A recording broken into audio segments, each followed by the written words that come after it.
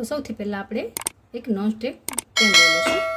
જો નોનસ્ટિક ના હોય તો જાડા તળિયાવાળું વાસણ લેવું, એટલે આપણી મીઠાઈ એમાં ચોટે નહીં. હવે એમાં 2 મોટી ચમચી જેટલું ઘી એડ કરી દઈશું.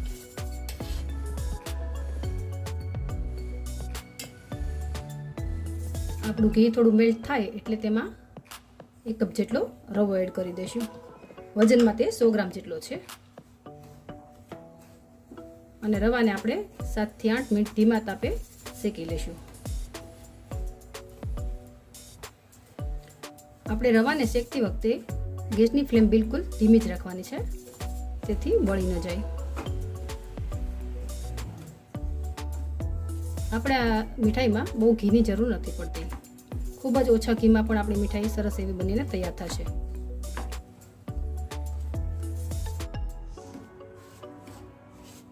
તો આપણો રવો સરસ એવો શેકાઈને તૈયાર છે. રવામાંથી સરસ એવી સુગંધ આવવા માંડી છે, એટલે હવે આપણે તેમાં દૂધ એડ કરી દઈશું. આ મેં 1 કપ જેટલું દૂધ લીધેલું છે.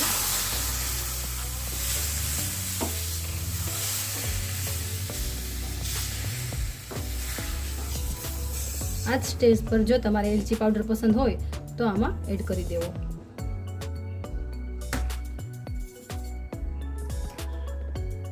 હું આમાં 1 ચમચી જેટલી ઘરની ફ્રેશ મલાઈ લઈ રહી છું. જો તમારી પાસે હોય તો લેવી, ન લેવી તો તમે સ્કીપ પણ કરી શકો છો.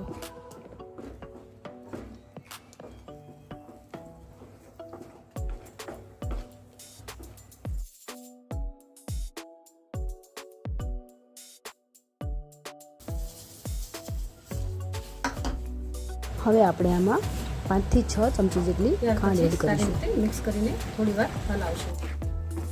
તમે તમારા સ્વાદ મુજબ વધારે કે ઓછી કરી શકો છો.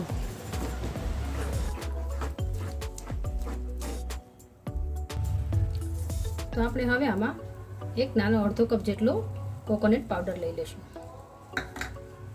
અને સારી રીતે મિક્સ કરી લઈશું.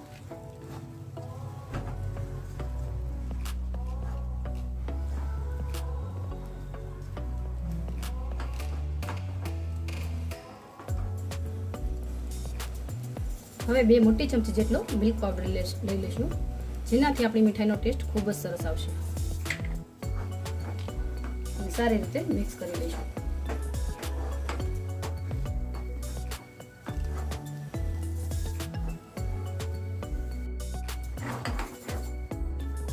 હવે આપણી મીઠાઈ પેનમાંથી સરસ એવી છૂટી પડવા લાગી છે અને સરસ એવું તૈયાર થઈ ગયું છે. તો આપણે એને ગેસ બંધ કરીને નીચે ઉતારી લઈશું.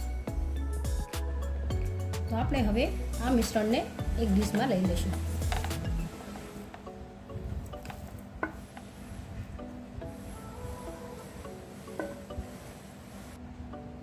હવે આપણું મિશ્રણ એકદમ ઠંડુ થઈ ગયું છે, તો તેને આપણે થોડીવાર હાથેથી મસળી લઈશું અને લોટ જેવું બાંધી લઈશું.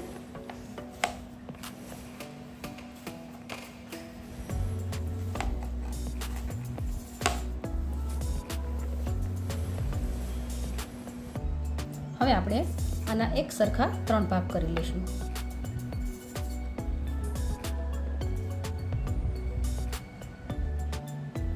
હવે આપણે ગ્રીન કલર અને સારી રીતે મિક્સ કરી લઈશું. એક ભાગમાં ગ્રીન કલર એડ કરી દઈશું અને સારી રીતે મિક્સ કરી લઈશું.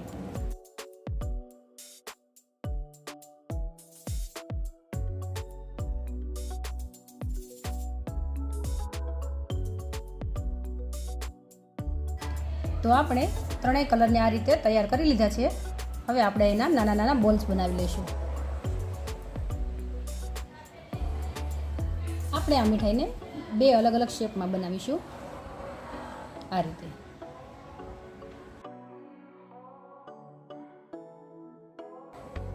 તેના ઉપર તો મેં અડધી મીઠાઈના આ રીતે બોલ્સ બનાવી લીધા છે.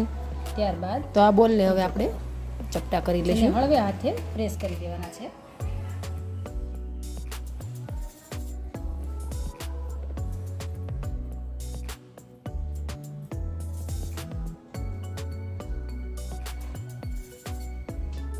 આ રીતે.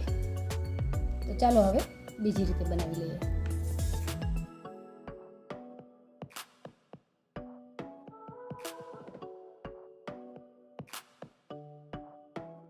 તો મિત્રો તમે આ રીતે જરૂરથી એકવાર બનાવજો અને મને કમેન્ટ બોક્સમાં કમેન્ટ જરૂરથી કરજો કે તમને કેવી લાગી.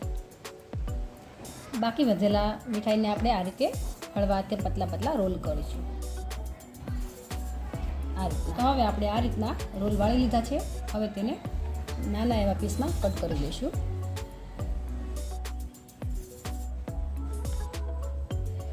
આ રીતે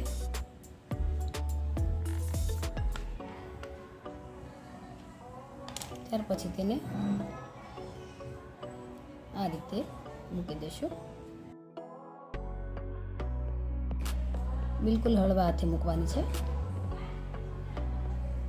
અને એકદમ હળવા હાથે પ્રેસ કરી દેવાનું છે.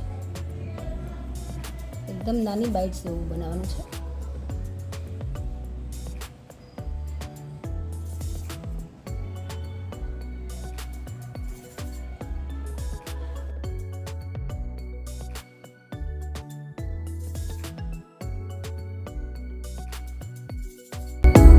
તૈયાર છે આપણી ઇન્ડિપેન્ડન્સ ડે સ્પેશિયલ મીઠાઈ.